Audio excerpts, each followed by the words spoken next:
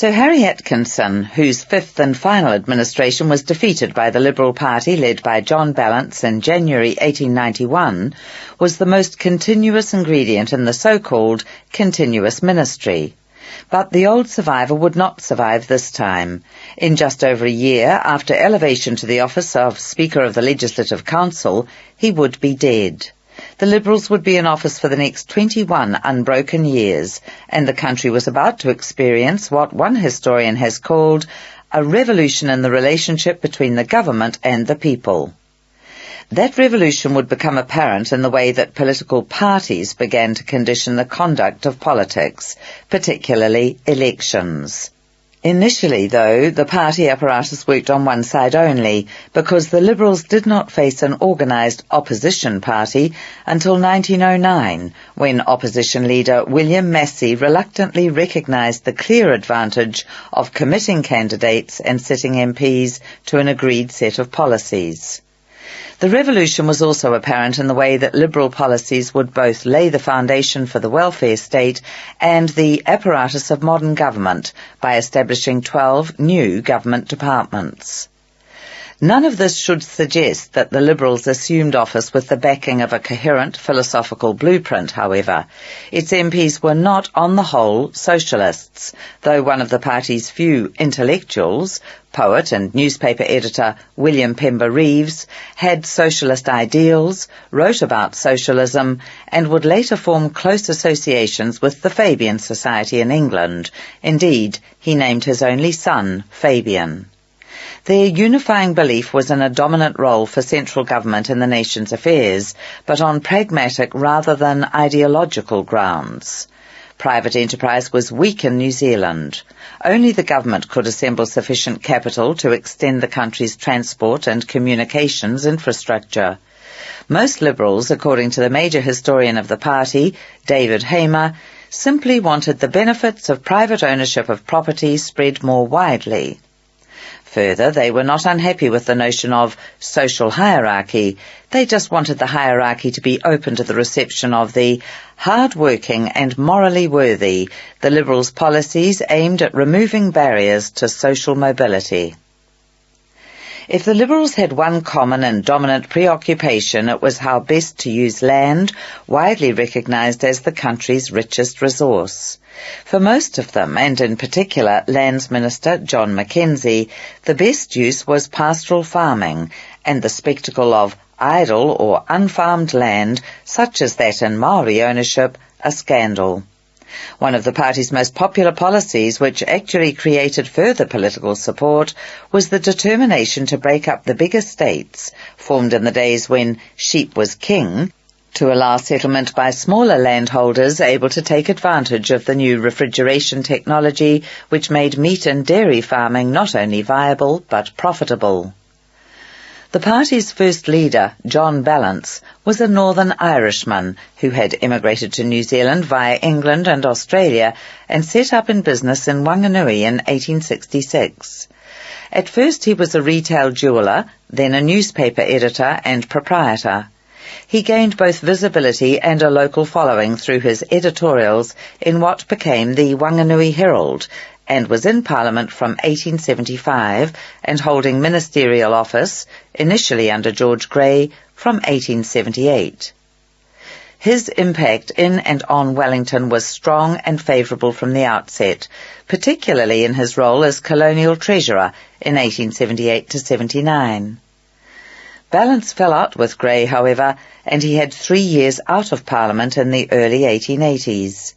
By 1884 he was an MP again, and a minister, and one of his achievements was helping to persuade the ariki of Ngāti Tuwharetoa, Horonuku Te Hiuhiu Tūkino, to give to the nation the land and mountains in the central North Island that became in 1894 the Tongariro National Park, the country's first national park, and one of the earliest in the world.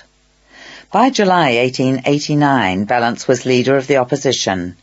He was not a charismatic man, nor a spellbinding orator, but he was, according to his biographer, kindly, courteous, and considerate, and displayed great patience. He was also a man of honesty and integrity. As a result, he attracted extraordinary loyalty among his cabinet and party. He also gained considerable political capital from his first major challenge as Premier. After he lost the 1890 election, but before he left office, Harry Atkinson had packed the Legislative Council with his own supporters. Balance attempted to redress this imbalance, which would have paralysed the Liberals' legislative programme, by making additional appointments of his own. Two governors, Lords Onslow and Glasgow, declined to accept Balance's nominations. The Premier was forced to appeal to the Colonial Secretary in London, who supported his position and told Glasgow that a governor had to accept the advice of his ministers unless that advice was clearly contrary to the will of the legislature, thus clarifying a vitally important constitutional point. Glasgow obliged and made the appointments 4 working men whom Balance had nominated after close consultation with trades councils in the 4 main centres. This consultation and its fruit was characteristic of the Liberals' attempts in their early years in office to maintain close relations with trades and labour councils, and thus with working people, whom they viewed as an essential part of their constituency, along with small farmers and small businessmen. While Balance was temperamentally well suited to maintain the Liberal Labour Association, much of his time as Premier was blighted by illness. He was widely mourned when he died of cancer in April 1893. A statue of him, regrettably bearing little resemblance to the deceased leader, was erected and still stands in the grounds of Parliament. Balance's successor as Premier, Richard John Seddon, is the leader most strongly associated with the Liberals' decades in power. In contrast to his predecessor, Seddon was charismatic and an orator. He had a huge appetite for the antics, the rituals, and the effluvium of politics. He is the first leader of the country who viewed politics holistically, that is, treating every aspect of life as political. And his nickname, King Dick, indicates both the manner in which he bestrode his contemporaries and the extent to which he concentrated power in his own hands. Seddon had been born in Lancashire in 1845, the son of schoolteacher parents. He had no academic talents or aspirations of his own, however. He worked in foundries in England and secured an engineer's certificate before emigrating to Australia in 1863. Dissatisfied with prospects there, he came on to New Zealand in 1866 and joined an uncle on the Waimea goldfield on the west coast. There he apparently made sufficient money to open several stores and to persuade his Australian fiancée's family to allow him to marry their daughter. In 1872 he obtained a publican's licence for his store at Big Dam, and over the next 4 years acquired a reputation as an athlete and fist fighter, renowned for feats of strength and endurance, and for settling matters, including the payment of debts, with his fists. In 1876, Seddon moved his family to the new goldfield and mushrooming township at Kumara and established there a hotel, store and butchery. He plunged into local politics, becoming mayor of Kumara and a member of the Westland County Council and Provincial Council. And it was in those forums that he discovered both his gift for the arm-twisting cajoleries of public affairs and the heady exultation that he derived from practising them. He also became well known as a theatrical but effective miners' advocate in the Goldfields Warden's Court. By 1879, when he was elected to Parliament representing Hokitika, he had become a West Coast character of considerable proportions, both physically and in his personality. And everything he had learned on the coast would eventually stand him in good stead as a national politician. Not at first, though. Although his impact on Parliament was immediate because of the exuberance of his verbosity and his rapid mastery of standing orders, longer-serving MPs regarded him as uncouth and made jokes about his accent, his malapropisms, and his tendency to drop his H's. Initially, too, Seddon concerned himself primarily with constituency issues and made little impact on the country as a whole. At this stage of his career, wrote David Hamer, Seddon knew little of New Zealand beyond the west coast, and it knew little of him. That would change, however, once he entered the Liberal cabinet in 1891. The national platform Seddon acquired as Minister of Mines, Defence and Public Works enabled him to transfer to the country as a whole the populist style of politics he had perfected on the west coast. His portfolios, especially Public Works, gave him an excuse to travel the country, turn first sods, open roads and branch railway lines, make highly colourful speeches in the course of which he gesticulated and slapped his thighs, and in general to be seen and heard. William Pember Reeves, who frequently shared platforms with Seddon, said that audiences warmed to the big smiling man with the flushed face and the powerful voice. They liked the swelling chest, the energetic arm, the flapping coat. He left contentment behind him. Seddon also used these opportunities to meet with and speak to local committees of the Liberal Party and cement their sense of loyalty to him. Sometimes, Hamer notes, he behaved outrageously, but he also had a very acute sense of when he could get away with this. He was just under 6 feet in height and eventually weighed nearly 20 stone. He ate and drank without moderation. Totally committed to politics, he had few other diversions. By the time Ballance was mortally ill in 1893, Seddon's gusto and his grasp of parliamentary procedures made him the obvious choice to be acting Premier. He then outmanoeuvred his rivals who wanted the Shetland Islander Sir Robert Stout, twice Premier previously, to succeed the Chief, as Ballance had been called. But Stout was out of Parliament, and by the time he was returned in a by-election, Seddon had agreement from his caucus to lead the party into the 1893 general election. When the party increased its majority, winning 51 of the 70 European seats, Seddon was able to portray this result as an endorsement of his leadership by the people.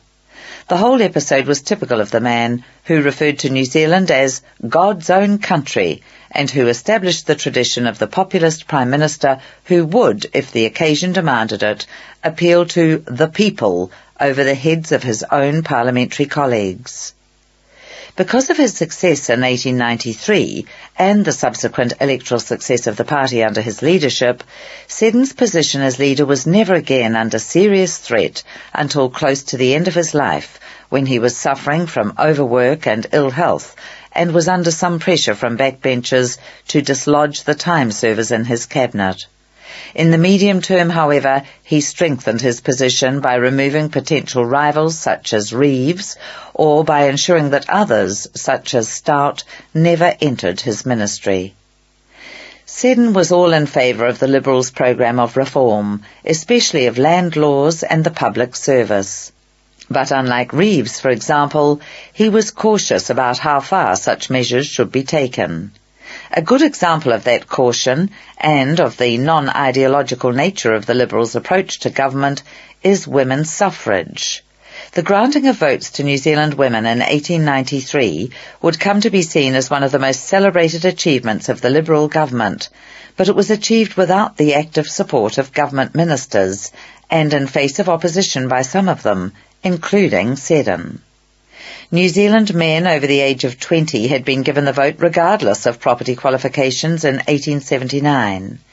In being excluded from that franchise, as one historian has noted, women were classed with juveniles, lunatics and criminals. The course for female suffrage was taken up by the New Zealand Women's Christian Temperance Union, WCTU, led by, among others, the highly intelligent and persuasive Christian socialist Kate Shepherd.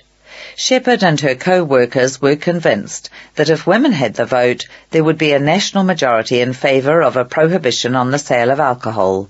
They also believed that the welfare of women and children in general would be uplifted and safeguarded if women could vote and be represented in Parliament. After failing to secure the passage of a women's suffrage bill in 1887, Seddon was the MP primarily responsible for its defeat, the franchise department of the WCTU, of which Shepherd was director, took 2 petitions to Parliament, in 1891 and 1892. They were signed by more than 9,000 and 19,000 women respectively. The WCTU also persuaded a former Premier, Sir John Hall, to introduce another women's suffrage bill into Parliament. Hall, a Conservative, did so believing that, given the opportunity, most women would vote against the Liberals. The 1891 bill passed the House of Representatives but not the Legislative Council. Influenced by his wife, Ellen, Vice President of the Women's Progressive Society, Balance was in favour of the bill, but thought its effect should be delayed so as to give women time to be politically educated before they cast a vote. The measure finally passed both Houses of Parliament in September 1893, after Balance's death, and after the Liberal ministers opposed to it had absented themselves from the House of Representatives. It became law on the 19th of September, when New Zealand became the first sovereign state in the world to give women the vote, and, it could be argued, the most democratic state in the world, given that suffrage had already been extended to Maori and Pākehā men. Seddon sent a telegram to Kate Shepherd conceding defeat and associating his government with the change. Trust now that all doubts as to the sincerity of the government in this very important matter have been effectively removed. After winning the next election in November 1893, the Liberals were prepared to embrace the measure with greater enthusiasm. Other major political advances for women would have to wait, however.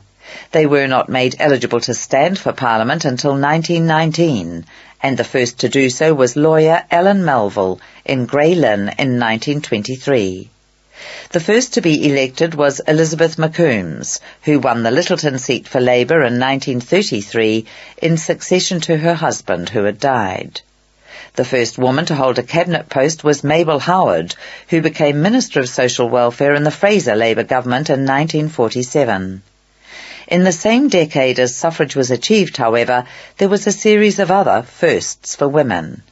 In Onehunga in 1893, Elizabeth Yates became the first woman in the British Empire to be elected a mayor. Emily Cederberg became the first woman to graduate as a medical doctor at Otago University in 1896, and Ethel Benjamin graduated with a law degree from the same university in 1897. 1 year after an Act of Parliament had made it possible for women to practice law. For all these gender pioneers, life was not easy. They had to endure endless jokes about the roles they had chosen, and constant suggestions, if not downright accusations, that their competence was in doubt because of their sex. The very fact that they did what they did and survived, personally and professionally, was an enormous encouragement to other women to set out on comparable career paths. For the next 40 years, however, very few women made their way into the professions. Most simply entered the workforce in the years between leaving school and marriage. Those women who did continue working in the first decade of the 20th century were largely domestic servants in private homes or boarding houses, or worked in small factories making garments or processing foods and drink. The number in such professions as teaching, nursing, or librarianship was small. As a further handicap, there was a near-universal maxim at this time that women could not hold authority over men, and this factor further limited potential advancement in almost any job. There was a considerable improvement in working conditions as a whole, particularly in shops and factories, as a result of labour laws introduced during the Liberal term of office. The Department of Labour was one of the new government departments of the era and was headed by possibly the country's most able civil servant, the scholar and former surveyor Edward Tregear, who was particularly concerned about the conditions in which women and children worked. One of the most important measures on which Tregear worked with his minister, the equally able William Pember Reeves, was the 1894 Industrial Conciliation and Arbitration Act, which set out to replace strikes with arbitration and at the same time encourage workers to belong to registered unions. Footnote: As a result of this law, New Zealand was indeed for some years a land without strikes. See page 308. Returning to the text. The need for such legislation had been highlighted by the Great Maritime Strike, which had paralysed the movement of ships and exports for 3 months in 1890. Reeves's success in the Labour portfolio was also his political undoing. When he sought to introduce further union-friendly regulations in 1895, Seddon, uncomfortable with Reeves's intellectual view of political matters and nervous about public toleration of the Liberals' pace of reforms, offered his potential rival New Zealand's only diplomatic post at this time, Agent General, later High Commissioner, in London.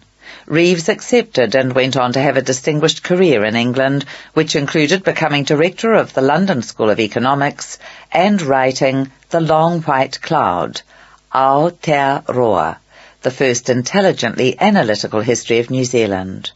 In this volume, Reeves explained the raison d'être for the liberal reforms from the point of view of one who had participated in their planning and execution. They were the outcome of a belief that a young democratic country, still almost free from extremes of wealth and poverty, from class hatreds and fears and the barriers these create, supplies an unequalled field for safe and rational experiment in the hope of preventing and shutting out some of the worst social evils and miseries which afflict great nations alike in the old world and the new. The Liberals' other pioneering measure, alongside female suffrage and labour reform, was one which all cabinet members fully supported, the introduction of an old age pension. Behind this legislation was the memory of one of the worst social evils and miseries, to which Reeves referred, the British workhouse, in which the indigent elderly were forced to live in Spartan institutional circumstances. What the Liberals devised instead was a non-contributory pension scheme which would be available as an entitlement earned by years of paying tax, or being married to someone who had. After 4 years of debate and political manoeuvring, the pension was introduced in 1898. It was not universal, however. That measure would await the arrival of the first Labour government in the 1930s. It was restricted to men and women who were destitute, and then only if that state was not the fault of the individuals concerned. In other words, if they were deserving poor. It was complemented a decade later by the country's first widow's pension, which saved from destitution women with children who had lost their husband, father, and wage earner. Still another measure that would come to be seen as contributing to the foundation of the welfare state was the Liberals Workers' Dwellings Act of 1905. This enabled the government to buy land at Petone and elsewhere, build houses and rent them to workers and their families. Although it was not a large-scale scheme, because of budgetary limitations, it represented an attempt to raise the standard of suburban development and to provide diligent workers and their families with affordable, good-quality accommodation.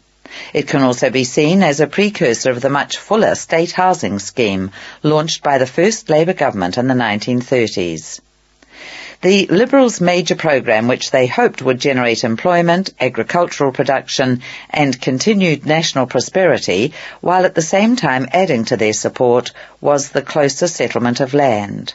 They came into office with the declared intention of breaking up large estates and settling small farmers on them. In 1890, less than 1% of all landowners controlled 64% of freehold land. And some of the estate owners, especially in Canterbury and North Otago, had been generating enormous incomes. Thomas Campbell of Otikaike, inland from Oamaru, for example, had annual profits in good years of about £30,000.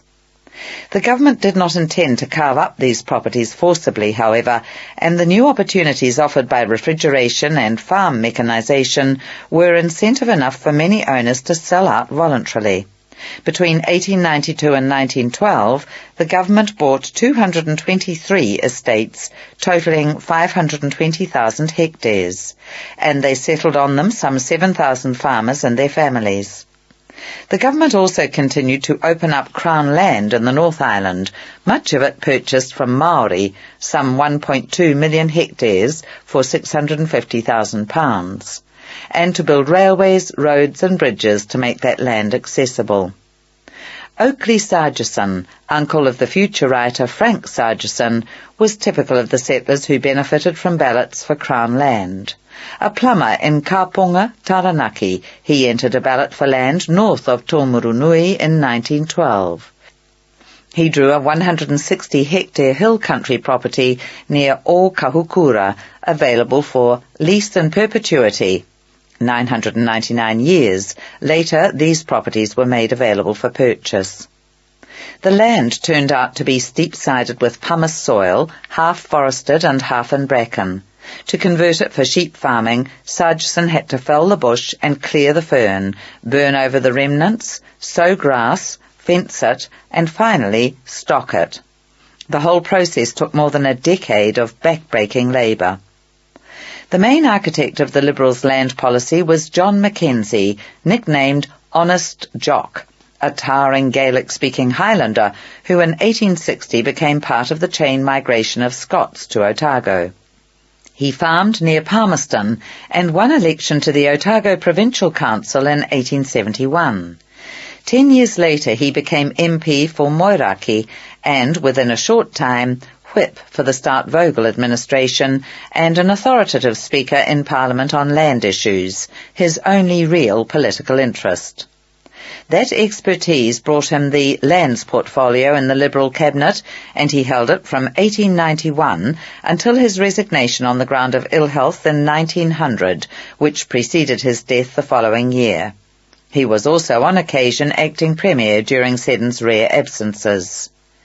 Mackenzie's biographer, Tom Brooking, credits him with introducing the government's graduated land tax in 1891 and with designing the act that facilitated the state purchase of large estates, backed by the threat of compulsory purchase to encourage the waverers.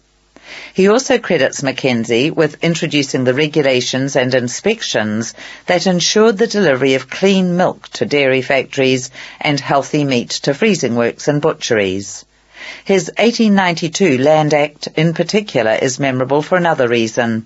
It made the notion of the Queen's chain more explicit. Mackenzie wanted all New Zealanders to be able to fish the rivers, lakes and coasts, and to enjoy unrestricted access to forests and mountains. This ambition sprang from Mackenzie's childhood in Rossshire, where he had seen the properties of the lairds closed off to the common people. Oddly, though, his first-hand memories of the Highland clearances did not prevent him from taking every opportunity to part North Island Maori from their land. As Brooking notes, Mackenzie's land for settlements policy assured him a place in the National Hall of Fame, but his native land policy widened the fracture in the New Zealand dream. Along with labour and lands, another of the government's new bureaucracies was the Department of Public Health, the first of its kind anywhere and another of the measures which gave weight to New Zealand's growing reputation as social laboratory of the world. The long-running cause for the creation of this department and for the appointment of a minister responsible, Joseph Ward, was the widely acknowledged ineffectiveness of the central and local boards of health set up by the Public Health Act of 1872. As health historian Derek Dow notes, these failed because the central boards, based on the old system of provincial government, were barred from raising funds, and the local boards had not been given effective powers. They'd been expected to oversee such matters as the quarantining of vessels arriving in New Zealand with cases of infectious disease and vaccinating local populations in the event of outbreaks of disease. Other responsibilities were supposed to include removal of nuisances, speedy interment of the dead, monitoring of noxious trades, animal hygiene as it affected human health, and requiring earth or water closets to be attached to all houses in towns. The last requirement was not easily enforced because of a general absence of effective water and sewerage systems. In 1887, for example, only 10% of houses in Auckland possessed water closets. The best that could be done in most places was arranging night soil collections. Another factor that was often cited to reduce any sense of urgency in the improvement of water supplies and sanitation was the belief, wholly erroneous, that New Zealand had one of the healthiest climates in the world and was therefore less in need of sanitation measures than the crowded cities of the Old World. Footnote. As far as conditions in Auckland were concerned, a poem published in the New Zealand Herald on the 11th of March 1882 commented, "The foul putrescence lieth on each side of the street, and in each festering backyard slops swelter in the heat. The cesspits belch forth gases on fever-laden air, and fever damp uprolleth from sewer gullies there." Returning to the text. In fact, a series of studies in the second half of the 19th century revealed that death rates in New Zealand towns were as bad as, and in some cases worse than, those in such cities as Manchester and London. Given that many immigrants had left Europe specifically to escape such conditions, this was disappointing news indeed. What eventually galvanized the Liberal government to address such problems systematically was a bubonic plague scare in 1900.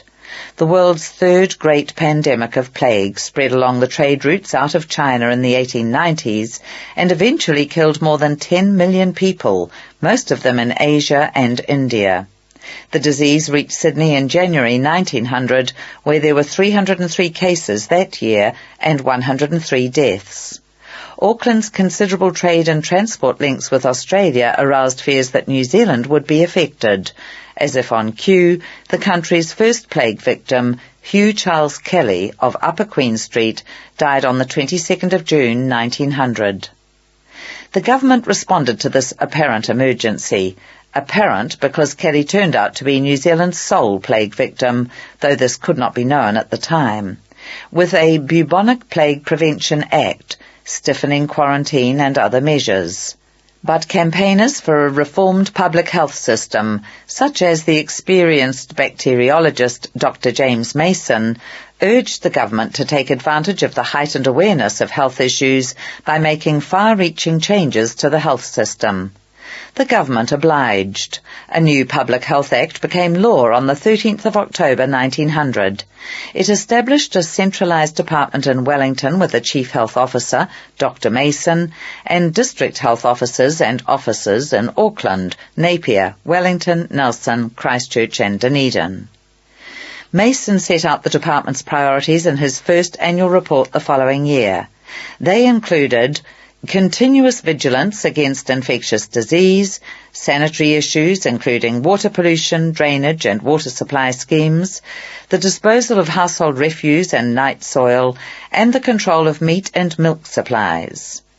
He also referred to measures needed to control tuberculosis, the major cause of death among Pākehā New Zealanders, as it would be subsequently among Maori once other diseases such as typhoid were brought under control through improvements in sanitation and housing. Although it was possible to ameliorate the effects of tuberculosis, particularly by isolating victims in sanatoria or individual huts, the disease would not be eliminated until the widespread availability of antibiotics after World War II. Prospects for a coordinated approach to public health improved further when the department took over hospital administration in 1909. Some of the advantages of the new system became apparent almost immediately when the country had to face its one and only smallpox epidemic in 1913. Though the fact that the outbreak was confined largely to rural Maori communities limited the impact of organised vaccination and isolation programs. Another major health initiative during the Liberals' term of office, though not directly attributable to them, was the formation of the Society for the Promotion of the Health of Women and Children in Dunedin in 1907. Known as the Plunket Society, after the wife of the then governor, who was a patron and strong supporter, it was the outcome of a visionary program for the care of infants, devised by Frederick Truby King, superintendent of Seacliff Lunatic Asylum. Footnote: Seacliff, like some other asylums in the country, Sunnyside, Avondale, Cherry Farm, had the kind of name that suggests a rural estate or cheerful holiday resort. This served to mask what some patients experienced as the horror of having to live in such institutions.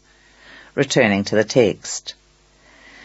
King, along with the great physicist Ernest Rutherford, was the first New Zealand-born scientist to make an impact on the wider world. Whereas Rutherford, unable to find a permanent job as a schoolteacher, had left the country in 1895 to seek further opportunities abroad and, in 1908, become the first New Zealander awarded the Nobel Prize, King had trained overseas, in Edinburgh, then returned to New Zealand to make his mark there. Appointed superintendent at Seacliff, the largest asylum in the country, when he was only 31, King transformed the position into his own personal fiefdom and experimented widely with what would come to be known as the practice of psychiatry. As Barbara Brooks has noted, he turned a badly designed farm asylum into a working institution with a productive farm and beautifully planted grounds. He promoted fresh air, exercise, good diet, work and recreation as the appropriate treatments for mental illness. He worked towards improved classification of patients and took voluntary boarders before provision was made in legislation for voluntary admission. King's work on infant care arose from the need to find a satisfactorily beneficial feeding formula for a baby girl whom he and his wife Bella adopted in 1905. Being now responsible, at the age of 47, for the care of an infant of his own, he turned his considerable intelligence to the many issues involved in raising children. His full range of theories about feeding babies, timing of feeding, wider nutrition, toilet training, and exercise of discipline were eventually published in his extraordinarily popular book, Feeding and Care of Baby, 1913. Because the medical profession turned its collective back on him, regarding him as an eccentric, King enlisted the help of society women to promote both his ideas and the wider cause of child welfare. His wife Bella and later their adopted daughter, Mary, acted as devoted secretaries for this aspect of his work. Specially trained Karatani nurses visited mothers in their homes to help equip them with all the skills of babycraft and to monitor infant development.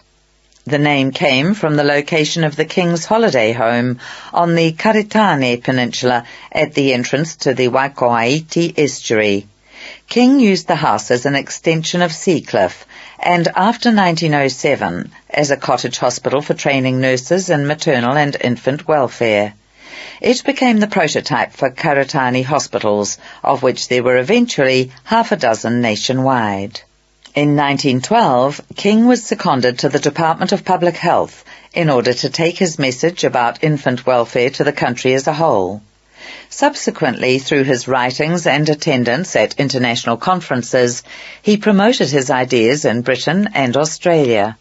In both countries, his dramatic form of delivery, his exaggeration of the benefits of his methods, and his utter lack of self-doubt won him a following every bit as enthusiastic as that which he enjoyed in New Zealand.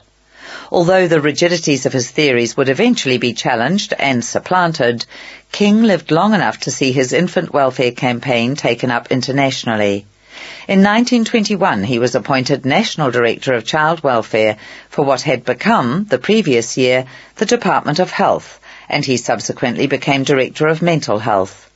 Sadly, his own mental health declined to the point where he could have been forced to become a patient in one of his own hospitals.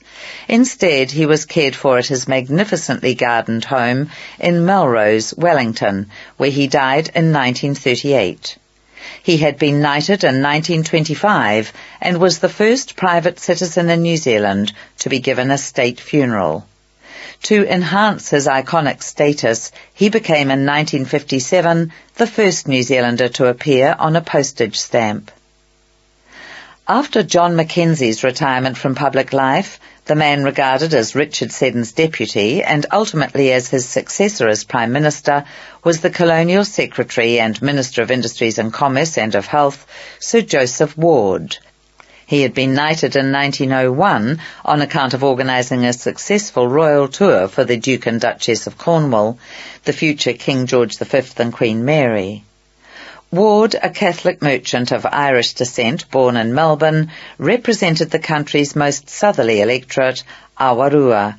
He had made what was surely the most dramatic comeback ever seen in New Zealand politics. While he was colonial treasurer in the Seddon ministry in the mid-1890s, his own business had collapsed and he was eventually declared bankrupt in 1897.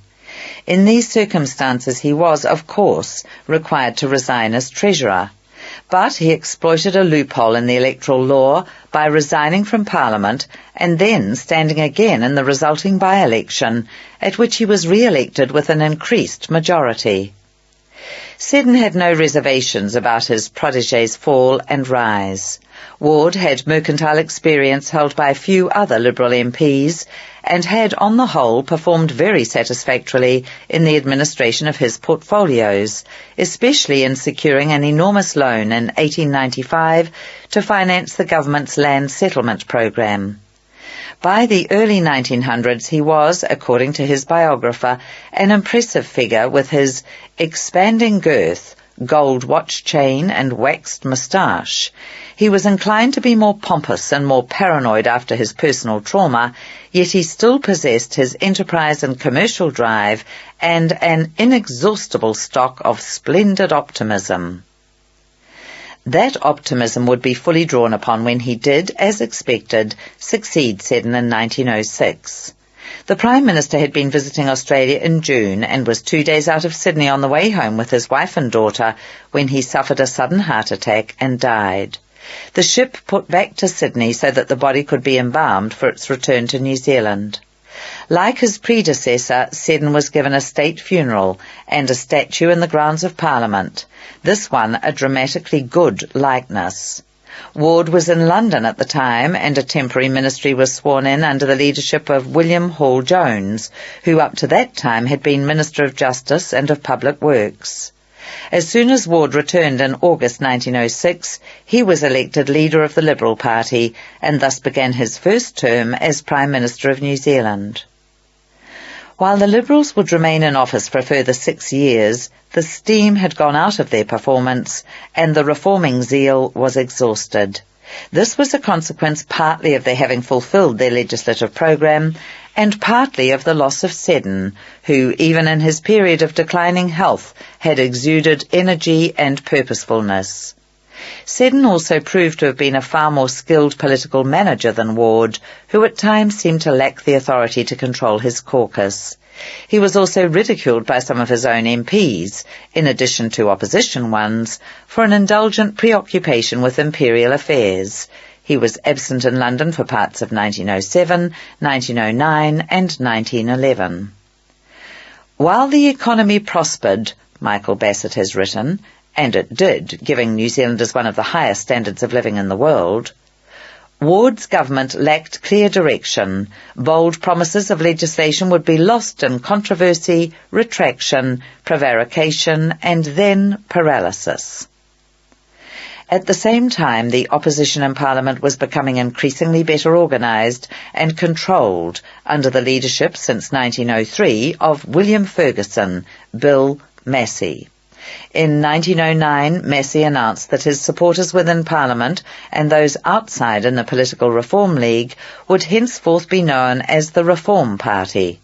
From this time, New Zealand did have a political system based on party politics, and Massey began to impose a degree of discipline on his MPs and candidates, comparable with that exercised by the Liberals nearly 2 decades earlier.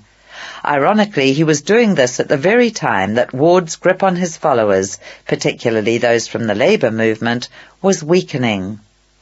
The problem for Ward was that the entire constituency on which the Liberals had built their original support was breaking up.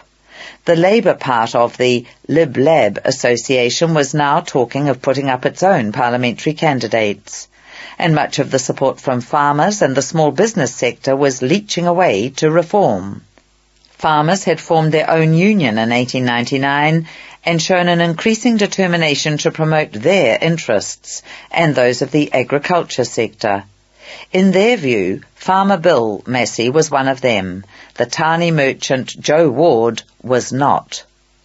In contrast to Seddon's record of leading his party to 5 election victories, Ward managed only one in 1908. The 1911 poll produced a deadlocked parliament. Full of disappointment and feelings of rejection, Ward resigned to give the Liberal survivors a greater chance of maintaining a slim majority. A ministry was formed under the leadership of the Minister of Agriculture, Thomas McKenzie, in March 1912. But this collapsed in July when 4 Liberal MPs voted against the government in a no-confidence motion. After 21 years, the Liberals were out. Reform, a coalition of farming, urban professional and business interests, was in. 1 month after this, the New Zealand Political Reform League was formally constituted as a political party. Among the many changes which took place during the term of the Liberal government was that in 1907 the country ceased to call itself a colony and became a dominion, implying the beginnings of a sense of independent identity. Another was that in 1911 the urban population of New Zealand exceeded the rural for the first time since the earliest years of British colonisation. The population of Auckland alone jumped from 51,000 in 1896 to 103,000 by 1911. These changes provoked a feeling that, despite the continuing reliance on farmers to produce its wealth, New Zealand was no longer a pioneering country composed of Pākehā people quarrying a living from the land and from building the infrastructure of roads and railways. It was now an urban society with a predominantly urban culture. Over the same period, the population of the North Island raced ahead of the South Islands, 56% to 44% by 1911. The long period of South Island ascendancy in population and wealth, generated largely by the gold rushes, was over. The expression mainland to denote the South would now be used only ironically. The drift of people and business to the north would be a continuing feature of the national profile throughout most of the 20th century. The coincidence of these demographic and economic changes with anniversaries of the European foundings of dozens of New Zealand's towns and districts in the 1840s and 1850s generated a perception that one major era of New Zealand's history and development was over and another just beginning. Here, on the one hand, were the now grey-haired and grey-bearded pioneers. "Oh, the pioneers, kiddies," Janet Frame's mother, who grew up in the 1890s and early 1900s, used to say to her children over and over again, her voice brimming with admiration and nostalgia. And on the other, their descendants, by this time more than 60% of the population, who had been born in New Zealand as children and grandchildren of pioneers, and who were expected to carry forward the old vision of their country as a better Britain. For the first time, a double patriotism was emerging which took pride in being both British and New Zealand. One expression of it was the growing interest in New Zealand rugby teams that travelled abroad, as they did to the United Kingdom in 1888 to 89, the New Zealand native team, and in 1905, the first All Blacks. The pride in the victories of the latter and the deep shock and discussion provoked by a controversial loss to Wales suggested that a large part of the country's emerging identity would be invested in this particular sport, as it would be also in war. Another expression of similar feelings could be found in a modest first fluorescence of literature, which revealed the beginnings of a sense of history. Reeves's The Long White Cloud in 1898, Robert McNabb's Historical Records of New Zealand 10 years later, and T.M. Hawkins' A Bibliography of the Literature Relating to New Zealand in 1909, and of nostalgia for what was passing away, William Satchell's novels The Toll of the Bush, 1905, and The Greenstone Door, 1914. Footnote. Hawken and the bibliophile Alexander Turnbull would leave valuable collections of books and manuscripts that became the bases for the country's premier research libraries the Hocken Library, which opened in Dunedin in 1910, and the Alexander Turnbull Library in Wellington, which opened in 1920. Returning to the text. With the nostalgia came a strong sense, encouraged by both Liberal politicians and writers in the party's ranks, Reeves, McNabb, T. Lindsay Buick and Thomas Bracken, of God Defend New Zealand fame, that the government's program had achieved something in New Zealand that offered an example to humankind as a whole. The view emerged that, with votes for women, old age pensions, and labour legislation in particular, New Zealand was showing the way to the rest of the world, that Seddon's God's Own Country was, among other things, a social laboratory which other countries could study with envy and profit. Indeed, a whole procession of luminaries, Mark Twain, Beatrice and Sidney Webb, Keir Hardie, Tom Mann, Ben Tillett, and Michael Davitt among them, all came to inspect the country and its institutions during the Liberal era. This sense of the country's special mission to the world at large persisted right through the 20th century and was voiced at various times by political parties of all persuasions, seeking either further social innovation or preservation of the status quo. Such feeling was linked also, in the Liberal era and beyond it, to the notion that New Zealand was one of the most loyal, if not the most loyal, of Britain's children. And this notion was expressed and exploited by national leaders to persuade their compatriots to become involved for the first time in wars which were not of New Zealand's making, and which were taking place far away from the country's national boundaries.